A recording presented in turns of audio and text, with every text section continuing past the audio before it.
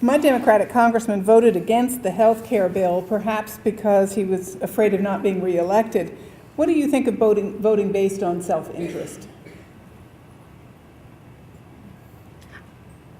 At the end of the day, voting based on self-interest is the only really way one can vote.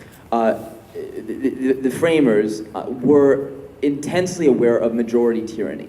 And if our representatives voted solely based on polling, if our government solely functioned based on being a majority of the population, we wouldn't have unpopular Supreme Court decisions like Brown v. Board of Education, and we would have representatives not responding to a higher moral calling, simply referring to poll numbers. However, I would take the view that it is the job of a congressman to accurately reflect the will of the majority of the people. As James Madison wrote in Federalist 10, it is the job of representatives to refine and enlarge the views of the people to prevent uneducated views from becoming the standard. And what this really means is that if a congressman looks at his constituency and his constituency decides that they love the healthcare bill, they want him to vote for it, then that is what will get him reelected in addition to what the people want. However, if the converse is true, then he has no choice but to vote against the bill. Okay. The Gallup poll says that most people really don't like members of Congress as a whole, but they like their individual member. Why is that the case? I believe that this is the case because they are closer to their member of Congress who is representing them. There are websites and blogs about their member. You can email your member of Congress, your district representative, and they are more aware of appropriations coming to their state and to their districts because they see what is going on. For example, Arne Duncan recently, this past in April, he appropriated $205 million to the state of Colorado for its education, which created more than 3,000 jobs. And so it is more known what happens in one state than what happens in another state.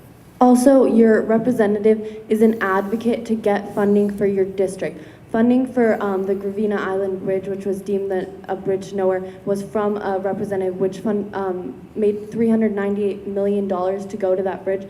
But many of the other Congress people looked as that it's only going to affect a very small population, less than 8,000 people. So even though the people like their district representative because they're getting money, the other people saw the interest of the whole country rather than their interest of the specific district. In the state of Utah, there are 3 congressional districts. 2 of them are Republican and 1 of them is Democratic. And I believe that because 2 of them are Republican, the state looks more as a Republican state compared to a Democratic state. So people like to. Okay, thank you. All right. In the democracies of the world, the vast majority are parliamentary systems. But in recent years, countries like Israel allow their voters to vote for the prime minister separately from the member of parliament. And the British parliamentary system, electoral system, looks more like the American system with every cycle. Why do you think some of these parliamentary systems are making their system more like ours? One way in which the British system has become more like ours, and we can see this in the last week, is with the increased use of debate for election for prime minister. Last week, the British people had held the first ever debate for prime minister between the 3 major parties, Labour, Liberal Democrat, and Conservative. And while this is not necessarily like an integral part of the presidential system, it's implied in a traditional part of the presidential system. This increases discussion between the candidates and increases the public knowledge of the different candidates' viewpoints. In addition, the British parliamentary system primarily has become more like the presidential system, our form of presidential system. In 2005, they separated the legislative and judicial branch, creating the Supreme Court. And I believe that they saw how our system of checks and balances throughout the 3-branch system in the presidential system was working, and how the separation of powers created for a divided government yet effective. Also, in addition to this, The presidential system has a Congress that is more majority of Democrats. The president is a Democrat, and most likely they're going to vote along the same political lines. It kind of reflects a parliamentary system in a way. I think so.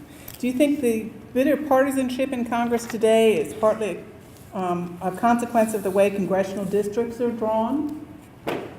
Well, certainly it's a natural phenomenon of the redistricting process that every incumbent party attempts to redistrict it so that they're able to secure either stronger political districts for them to make sure that they are reelected, or to try to attempt to gain an additional congressional district.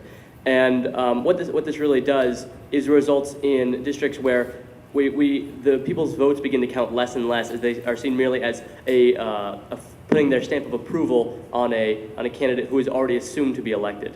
But I think congressional districts actually reduce polarization opposed to an at-large system. Before the passage of the 1842 Apportionment Act in Virginia, the 1789 election, all of the representatives were Federalists, even though a significant portion of the population was anti-Federalist.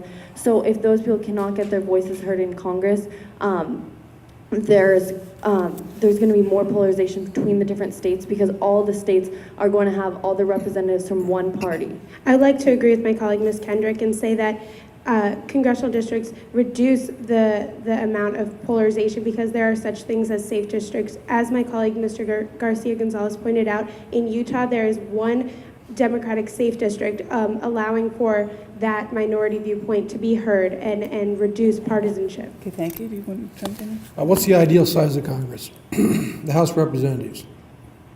The ideal size of Congress, Go ahead and finish your answer. We're going to take a little bit longer. from my personal opinion, Yeah. is much larger when it was now. Specifically, we would go back to pre-1920s levels, before the number was capped at 635 by Public Law 62.5. We would go back to one member of Congress serving 200,000 people, so we would have a size of Congress at around 12,000 individuals, 1,200 individuals to represent the individual needs of the constituents. I'd like to quickly correct my colleague, Mr. Mamet, and say that Public Law 62.5 capped the number at 435 representatives. Thank you very much. I think that's Yeah. probably fine. Great. Okay, all right. Was that right? Yeah. Great. Thank you very much.